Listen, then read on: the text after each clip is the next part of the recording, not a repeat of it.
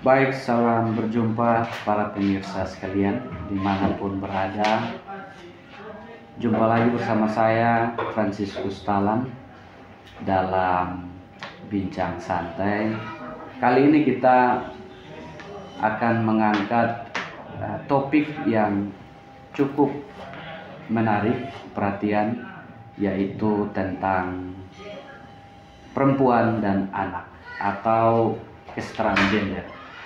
Baik, sudah bersama saya seorang wanita cantik. Mungkin beberapa sudah mengenalnya, ada juga yang belum.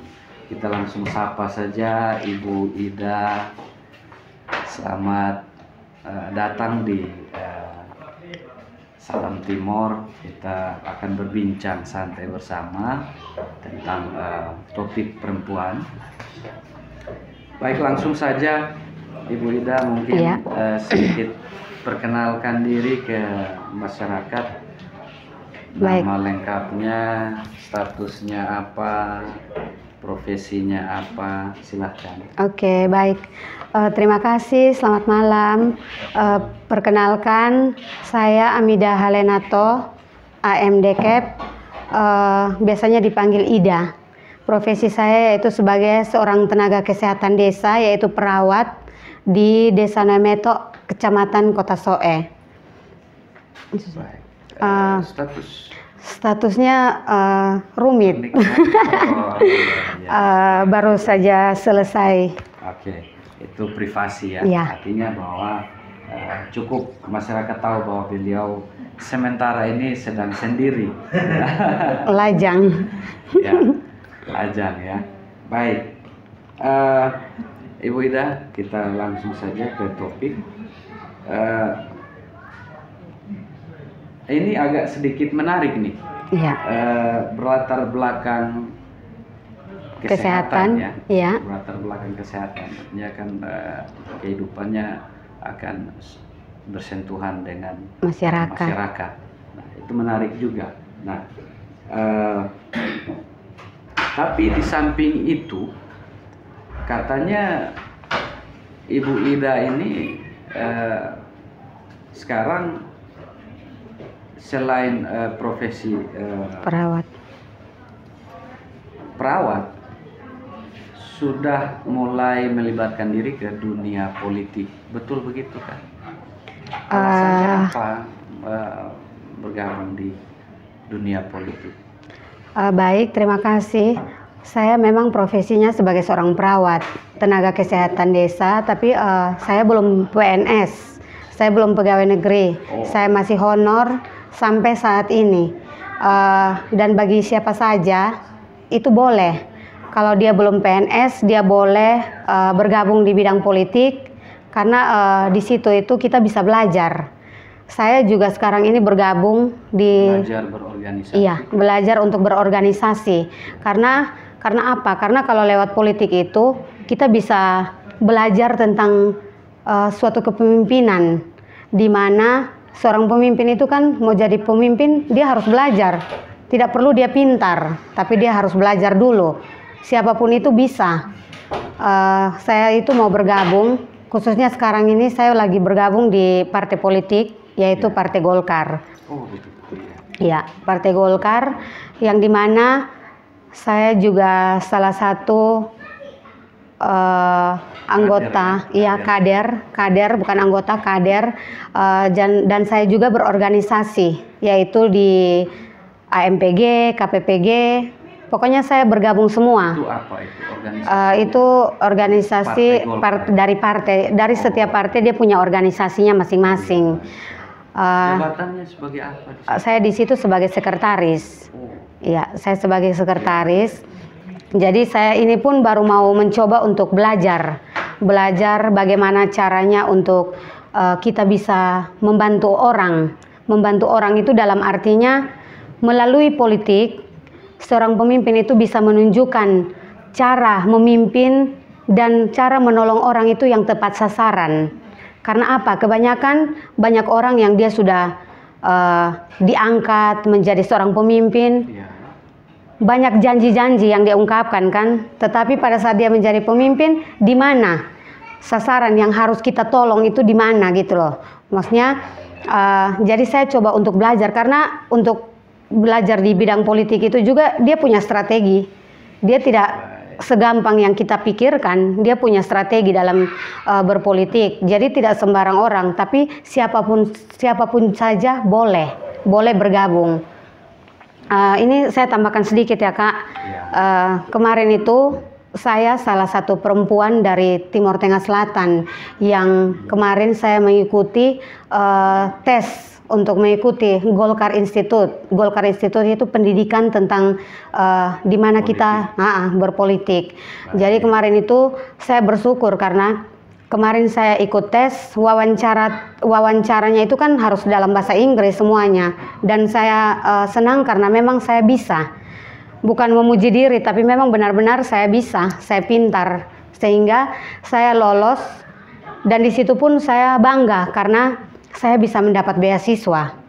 Beasiswa itu gratis, tidak ada satupun yang saya tanggung. Untuk apa ini? Untuk selama pendidikan, hampir 2 minggu.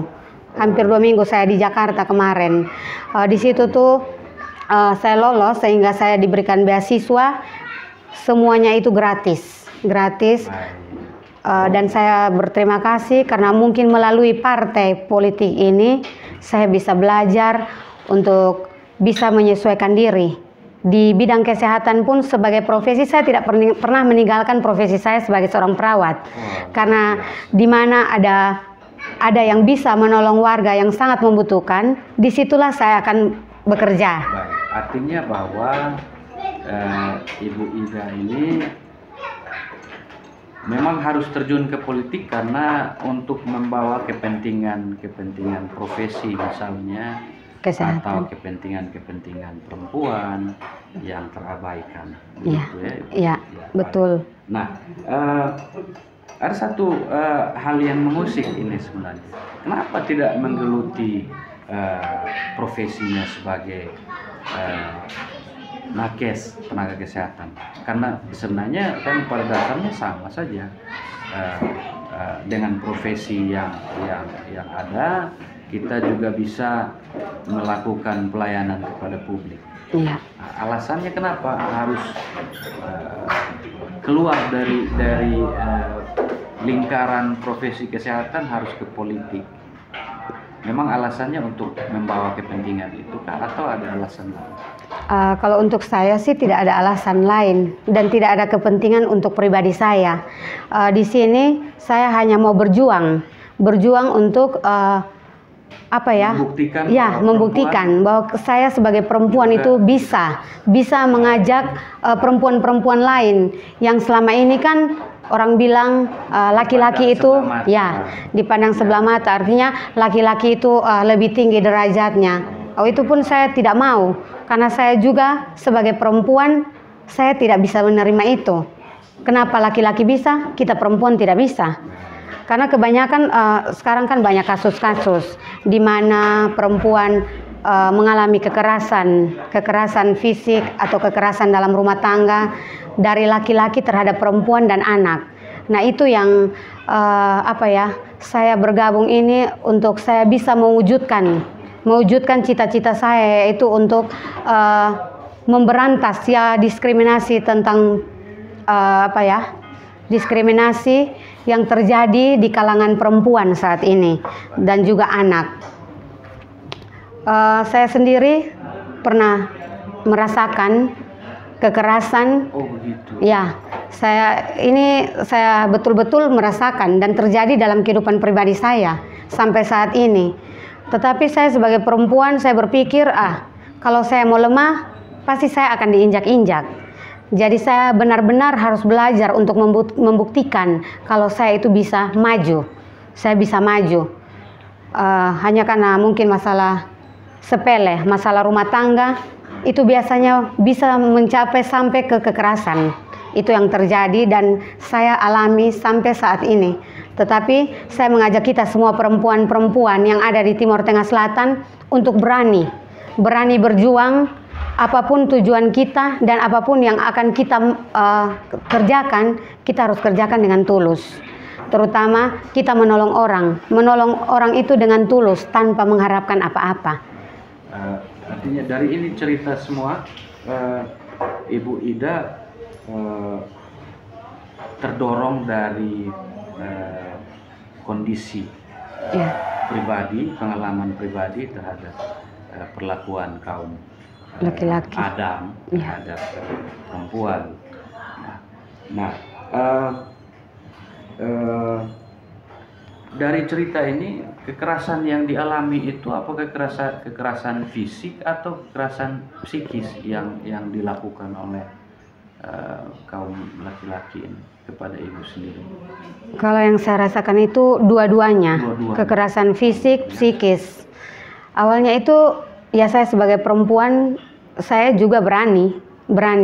Tetapi ya namanya sudah berumah tangga, lama-kelamaan kami mulai lemah. Tetapi di saat itu malah makin tertekan. Saya merasa bahwa saya tidak bisa membuktikan kalau saya itu bisa. Padahal impian dan cita-cita saya untuk menjadi perempuan milenial TTS, atau untuk ya kalau berhasil kan bisa sampai ke luar daerah. Itu saya sudah ingin untuk itu pun berhasil, dan saya bisa membuktikan kepada masyarakat ataupun kepada setiap orang yang selama ini mendukung saya. Dan di situ pun saya membutuhkan keadilan karena apa? Selama ini kan saya sebagai perempuan merasakan menjadi korban. Saya menjadi korban kekerasan dalam rumah tangga. Saya juga sempat membalas, dan kasus-kasus yang saya alami ini sudah sampai ke SSP, sampai ke Polres, SP3A. Tetapi tidak pernah ada tanggapan apa-apa. Saya juga bingung sebenarnya apa yang harus saya lakukan. Jadi, sehingga alasan alasannya untuk saya harus maju dan tetap ini melalui bidang politik ini. Ya. Karena memang di politik itu mengatur tentang semua sistem pemerintahan, undang-undang. Bagus juga. Artinya bahwa kemungkinan di saat nanti dipercaya masyarakat untuk lolos sebagai anggota DPR nanti di tahun 2024, yang mau dilakukan adalah mengawal kebijakan. Iya. Mengawal kebijakan. Melahirkan aturan-aturan yang memihak kepada perempuan. Iya, kaum perempuan. Baik. Nah, ini menarik juga karena kebetulan saat ini Ibu Ida menggunakan, minta maaf, baju yang berwarna kuning, artinya menunjukkan bahwa memang betul-betul darah Golkarnya kuat sekali nih. Ya, kalau mau dibilang sih memang. Ya, nah kalau kita bicara soal politik ini kan, politik itu adalah sesuatu yang memang bergerak di ruang yang keras. Ya. Dan kemudian istilahnya di lapangan budaya politiknya itu memang beragam sekali. Ya. Nah, dengan statusnya ibu sendiri sebagai seorang perempuan, ya. Nah ini yang memang agak menarik ini, karena kebanyakan perempuan di TTS ini untuk bergerilya di lapangan itu agak sedikit berhati-hati. Maksudnya berhati-hati dalam hal melakukan kunjungan ke daerah. Nah, apalagi ini sudah mendekati hajatan. Nah, hajatan politik di 2024. Ya. Kira-kira ada tidak hal yang menantang di dunia politik, yang menantang sekali di matanya Ibu Ida? Seperti apa sih ini tantangan? Mungkin bisa diceritakan tantangan sebagai seorang politisi perempuan. Silakan. Baik, terima kasih. Mungkin saya ini belum lama ya bergabung di bidang politik, tetapi siapapun itu dia sudah mengerti apa itu politik.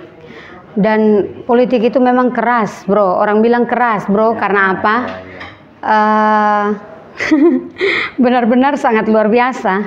Karena apa? Karena politik itu bisa benar, bisa salah. Oh iya. Dimana kita itu yang harusnya orang bilang politik tuh jangan pakai hati, karena dia di sini akan beda, dia di sana akan beda. Jadi bagaimana dari kita, pribadinya kita masing-masing yang menggeluti di dalam bidang politik itu, kita yang harus benar-benar berani. Kalau saya sih orangnya dari dulu memang pemberani. Kalau saya tidak pernah takut pada apapun, selagi saya berjalan dengan benar, saya melakukan tugas saya dengan tulus dan jujur, saya tidak pernah takut dengan apapun. Baik. Nah, tantangannya ini apakah saat turun ke lokasi adakah penolakan kah, atau ada cemooh atau cibiran atau apa? Karena kan perempuan, iya. Jadi otomatis itu akan lahir itu pernyataan-pernyataan seperti itu. Kira-kira pernah alamikah seperti itu atau memang belum pernah sama sekali? Sudah pernah mengalami dari tahun lalu. Oh gitu. Tahun lalu itu saya belum belum terlalu mengerti tentang politik. Tapi kalau yang sekarang ini, makin panas. Suhunya ya, semakin panas. Suhunya semakin naik. Ya. Karena ya kalau kita sudah pakai kuning, pasti akan ada yang bilang, oh dia sudah bergerak di sini, tapi kenapa? Sebenarnya dia perawat, tetapi kenapa dia harus berada di politik? Kalau yang saya mau bilang, kita tidak perlu harus membedakan dalam arti, ya kalau dia seorang pegawai negeri berarti itu di bawah pemerintahan. Kalau saya ya dibatasi oleh aturan. Kalau kami ini kan hanya tenaga kesehatan desa, kami masih honor, tetapi saya berani bergerak karena apa? Karena melalui politik banyak yang tertolong. Justru itu kita bisa langsung kunjungan rumah. Kalau saya tugasnya itu masuk keluar rumah. Oh, saya lihat kondisinya seperti ini. Kenapa saya sebagai perawat saya tidak bisa tolong? Dan ada orang-orang yang mau menolong lewat partai, kenapa tidak? Dan selama ini kan banyak sekali bantuan-bantuan yang kita bisa berikan kepada sasaran. Jadi sasarannya itu pasti, jangan karena ini temannya saya, ini saudaranya saya. Jadi kita hanya memberikan kepada mereka. Kita harus benar-benar cek orang-orang yang betul-betul dia sangat membutuhkan. Makanya saya itu mau untuk semua itu berjalan sesuai dengan keadilan dan juga tepat sasaran. Itu saja. Pemerataan. Iya, pemerataan dalam hal menjalankan kepentingan umum. Baik, Ibu Ida, kita sudah di penghujung acara. Ada satu pertanyaan terakhir. Iya. Ini kan kita sudah masuk ke pertengahan tahun, masuk tahun depan itu sudah mulai suhu politiknya semakin memanas untuk menuju pada pemilu legislatif 2024. Ya. Artinya bahwa para calon anggota DPR ini sudah mulai mempersiapkan semua yang nanti dibutuhkan untuk menuju pada kontestasi tersebut. Ya. Nah, dari Ibu Ida sendiri sebagai seorang calon legislatif dari kaum milenial dari Partai Golkar sebut saja, kira-kira persiapan untuk menghadapi pertarungan politik di 2024 apa saja? Ceritakan sedikit. Kalau itu sih masih rahasia ya. Oh, iya. Masih rahasia. Di luar strategi kampanyenya, mungkin ada persiapan-persiapan khusus, misalnya persiapan mental atau apa istilah komunikasi, ya, benar. Verbal atau komunikasi lain persuasif dengan keluarga. Ini minta maaf, dapil berapa ini nanti di TTS, dapil berapa ikut? Kalau saya sih rencananya mau bermain di mana ya? Di provinsi saja lah. Biar di luar saja. Ini tapi ya harus diapresiasi mencoba TTS. siapa saja kan boleh mencoba. Baik. Kehendak Tuhan itu tidak ada yang tahu. Betul. Di mana kita melakukan yang baik, pasti ada balasannya yang baik. Ya itu bukan politik ya, tapi itu kenyataan yang saya alami. Betul. Jadi ya pesan dari saya buat semua perempuan-perempuan yang ada di Kabupaten Timur Tengah Selatan, mari kita semua bangkit untuk berjuang. Ya, jangan takut melangkah. Apapun tujuan dan cita-cita yang bisa kita kembangkan, kita maju. Oke. Maju. Jadi jangan biarkan kita selalu menciptakan masalah. Yang ada itu kita harus berani untuk menyelesaikan semua masalah. Seperti saya, sampai sekarang saya kuat, saya tegar. Saya perempuan yang mandiri, Kak. Saya perawat, saya merambang semua pekerjaan apapun yang saya bisa. Di samping saya bekerja sebagai tenaga kesehatan desa juga, saya juga berjualan ikan. Saya berjualan ikan. Langganan saya itu banyak. Pesan langsung saya bersihkan dan saya antar. Saya harus berjuang karena kita tidak tahu ke depannya itu seperti apa. Terima kasih. Memang ini kisah yang menginspirasi kita para pemirsa sekalian, dan memang patut dicontoh, apalagi ini kita bicara soal kaum Hawa yang sampai saat ini masih dipandang sebelah mata oleh publik. Apalagi kita di TTS kulturnya patrilinealis, jadi selalu menganggap perempuan rendah di mata umum. Oleh karena itu kita diwajibkan untuk mulai sekarang mensosialisasikan atau melakukan kampanye sebesar mungkin secara masif untuk kita menghargai kaum Hawa sebagai makhluk ciptaan Tuhan yang sama dengan kita. Kita sama-sama menjaga mereka, karena dari mereka lahir generasi-generasi penerus bangsa, khususnya di Timur Tengah Selatan, yang akan merubah daerah ini. Baik, dari Blessing Hotel bersama saya Franciscus Talan, terima kasih telah mengikuti acara kami. Sampai berjumpa lagi. Jangan lupa subscribe, komen, dan like, serta bagikan video-video dari Salam Timur. Terima kasih.